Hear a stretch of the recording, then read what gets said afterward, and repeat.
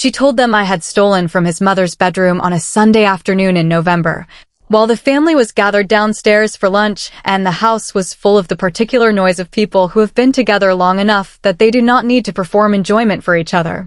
She said she had come upstairs to use the bathroom and had seen me through the partially open bedroom door, going through the jewelry box on the dresser.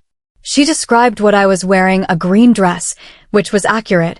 I had worn a green dress that day. She named the pieces that were missing afterward. 3 gold rings and a bracelet that had belonged to my mother-in-law's own mother, pieces that had been in the family for 2 generations and that everyone in that room understood were not replaceable. She delivered the accusation in the voice of someone who was deeply reluctant to say what she was saying, the voice of a woman who wished she had not seen what she claimed to have seen, who understood what this was going to do and had decided that the truth mattered more than the damage. It was a very convincing performance. I know this because I watched the faces in that room change as she spoke, watched my mother-in-law's expression move from confusion to grief to something harder and colder that I had never seen directed at me before. I watched my husband's face. I will come back to my husband's face. Let me take you back to before that Sunday, because a lie that is believed completely does not arrive in a vacuum. It arrives in a context that has been prepared for it, sometimes without the person being prepared even knowing it.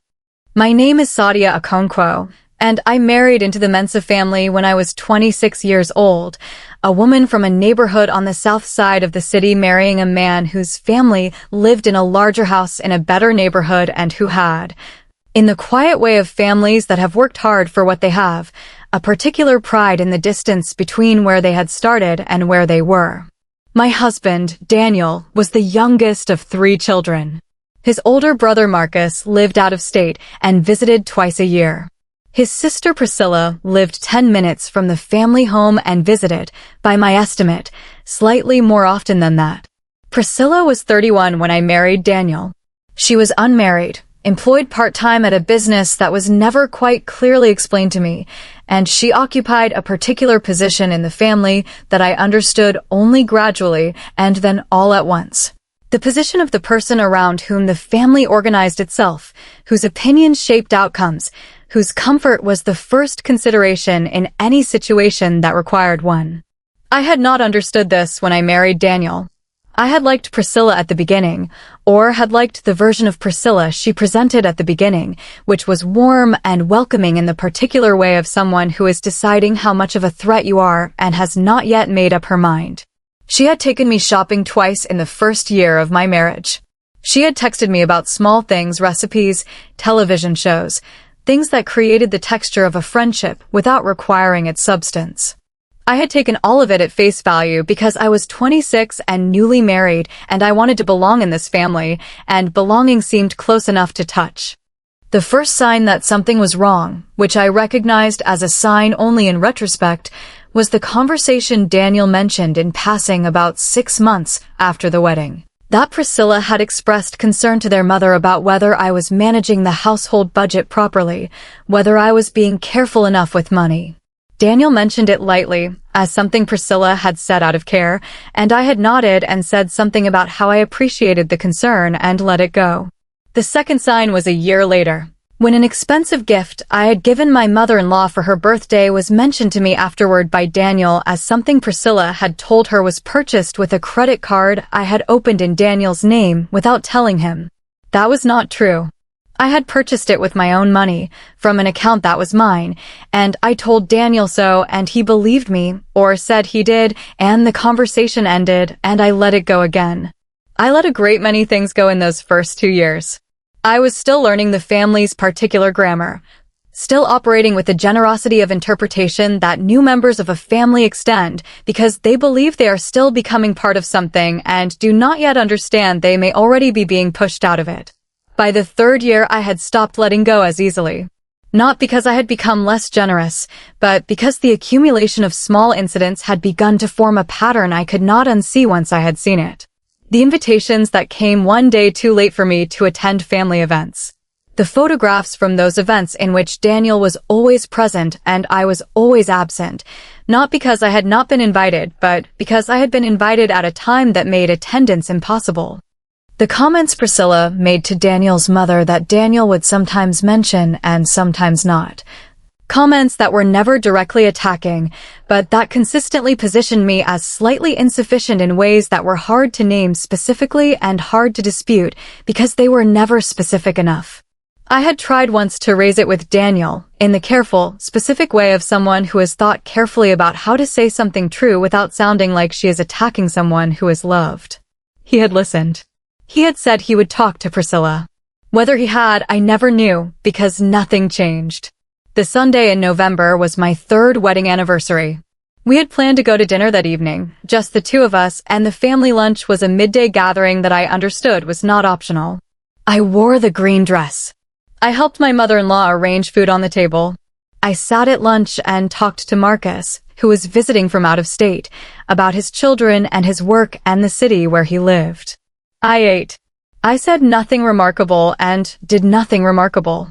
At no point in the afternoon did I go upstairs. At no point did I open my mother-in-law's bedroom door.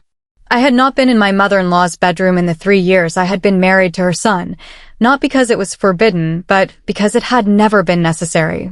Priscilla made her accusation after lunch, when the table was being cleared and people were moving between the kitchen and the dining room and the living room in the loose arrangement of a family meal winding down.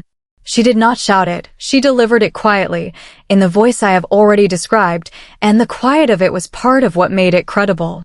People who lie dramatically are easier to question. People who lie with apparent reluctance are believed because the reluctance reads as the cost of honesty. I heard it from across the room, and the moment I heard my name in connection with the bedroom and the jewelry, I experienced something I have since tried to describe accurately and have never quite managed. Because language does not have the right word for the specific sensation of reality rearranging itself wrongly, of something impossible arriving in the present tense. I said, immediately and clearly, that what she had said was not true. That I had not been in the bedroom. That I had not touched the jewelry box. I said it looking at Priscilla first, and then at my mother-in-law, and then at Daniel. Daniel looked at the floor. My mother-in-law said she needed time to think. Marcus, to his credit, said something about waiting for more information, but he was outnumbered by the atmosphere of the room, which Priscilla had created with her reluctant certainty, and which I could feel closing around me like something physical. My mother-in-law asked me, in a voice that was attempting gentleness and not entirely succeeding, whether it would perhaps be better if I went home and gave the family some time. I understood what she was saying. I looked at Daniel one more time. He did not raise his eyes from the floor. I picked up my bag. I walked to the front door. I opened it and I walked out into the November afternoon and I got into my car and I drove. I did not cry until I was 2 streets away, and then I cried in the particular way of someone who is not only grieving what has just happened, but beginning to understand how long it has been building. The green dress. The specific detail of the green dress, which Priscilla had used to give the accusation the weight of eyewitness testimony. She had known what I was wearing because she had been watching me all afternoon. She had planned it, or she had seen an opportunity and taken it, and either way she had delivered it with the precision of someone who had been preparing this specific version of this specific lie for a period of time I could not measure. Daniel called that evening. The call was not what I needed it to be. He said the family was upset. He said the jewelry had not been found. He said he believed me. He used those words. He said, I believe you, but that his mother was in a difficult state, and that Priscilla had been very certain, and that perhaps it would be better if I stayed at my parents' house for a few days while things settled down. I asked him to say one more time that he believed me. He said it again, with a pause before it that I heard and did not say anything about. I packed a bag. I drove to my parents' house. My mother opened the door and looked at my face and said, "Come inside," and that was the last time for a very long time that I felt entirely held. My parents' house became my home for what I told myself would be a temporary period and what became, slowly and without a clean ending, the place I lived while my marriage arranged itself into its final shape. Daniel visited. We talked. He said things that were almost what I needed to hear, and then qualified them in ways that meant he had not fully said them. He never asked Priscilla directly, in front of me, to account for what she had said. He never stood in a room with his mother and his sister and me and said what I needed him to say. which was not complex and did not require courage in the amounts that men in stories demonstrate, but in the ordinary amount required to say something true to people you are afraid of disappointing. He did not say it. Month after month, he did not say it. I got a job. This is important to tell because I want you to understand that the years of difficulty were not years of passivity. They were years of work, hard and unglamorous and persistent. The work of a woman who could not afford to stop moving because stopping meant thinking too much about what she had lost, and she did not have the luxury of that yet. I had a degree in accounting that I had not used fully in the years of the marriage, not because I had not worked, but because I had worked less than I could have. The quiet accommodation that marriages sometimes require that is not a sacrifice so much as an adjustment, and that you do not always notice until the adjustment is no longer available. I went back to work fully. I found a position at a mid-sized accounting firm, and I was good at it in the direct way of someone whose mind had been waiting for this problem to solve. And within a year I was being given more responsibility than my title suggested, and within 2 years I was being considered for a senior position that I was eventually given. The divorce came in the second year. Not because Daniel and I had a single dramatic moment of decision, but because the distance between us had grown so gradually and so continuously that one morning I woke up and understood it had become permanent. I called Celestine, my lawyer, and I told her I was ready, and she said she had been ready since I first called her, and we could begin whenever I gave the word. The word was given. The process was managed. The house Daniel and I had shared was sold, and the proceeds divided. I kept my car and my professional accounts and the furniture I had bought with my own money and the cooking pot my grandmother had given me as a wedding gift, which I had taken with me the night I packed my bag and which had been sitting on the stove at my parents' house for 2 years producing meals that kept me fed when the rest of my life was not feeding me anything. The jewelry was found in the 4th year. This is the part one want to tell carefully, not because it requires drama, but because it deserves accuracy. My mother-in-law had been undergoing a health decline that Daniel mentioned to me in one of the occasional messages we exchanged as co-holders of a divorce that had been civil if not warm. She had moved from the family home into a smaller apartment, and the process of moving required packing everything she owned, and the woman who was helping her pack, a neighbor named Eunice who had known the family for 20 years, found a small cloth bag tucked into the back of a drawer in a cabinet in the hallway outside the master bedroom. Inside the bag were 3 gold rings and a bracelet. They were wrapped in tissue paper that had been folded with care, as if someone had put them there meaning to retrieve them, and then not retrieve them, or had put them there meaning them to stay. Daniel called me when his mother found them. I was at work.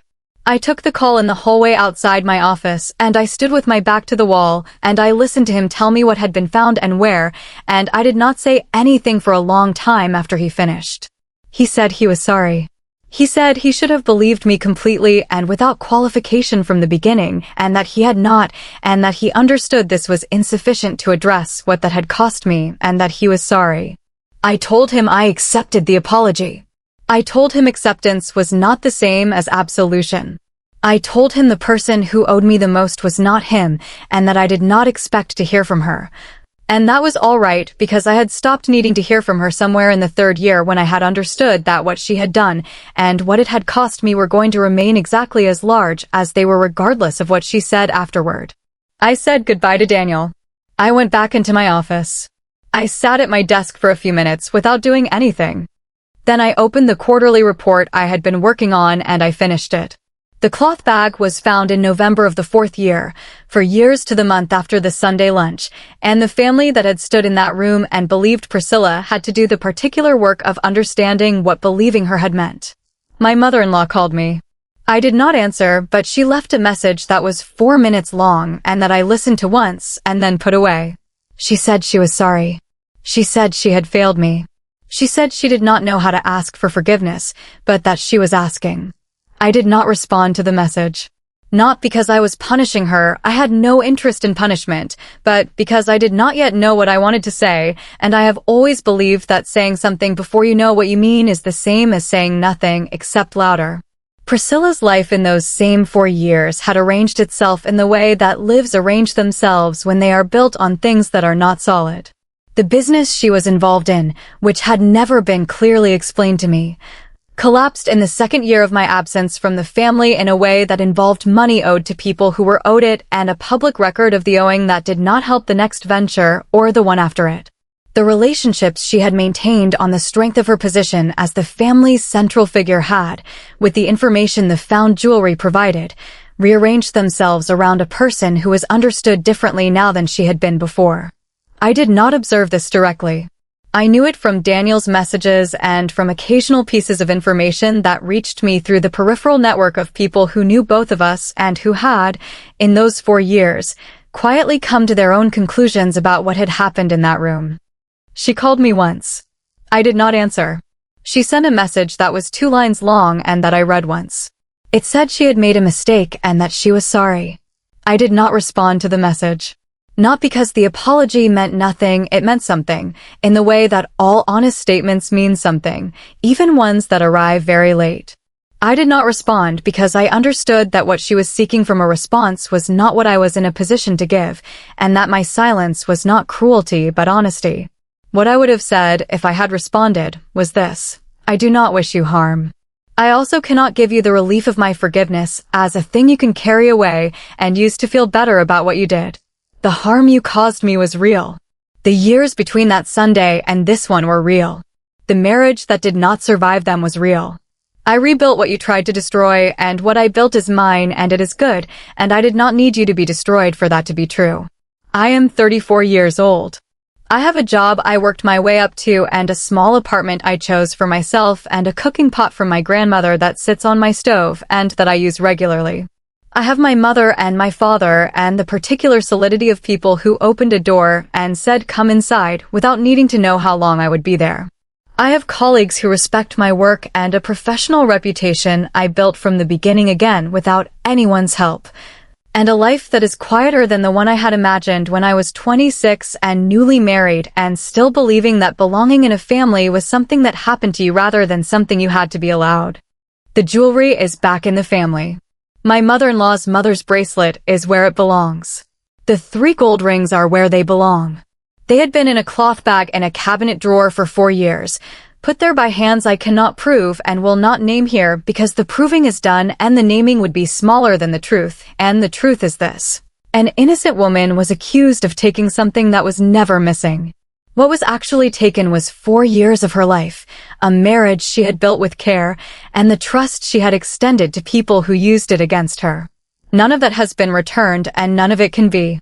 What she has instead is what she made in those 4 years without any of those things, which is more than what she had before she lost them.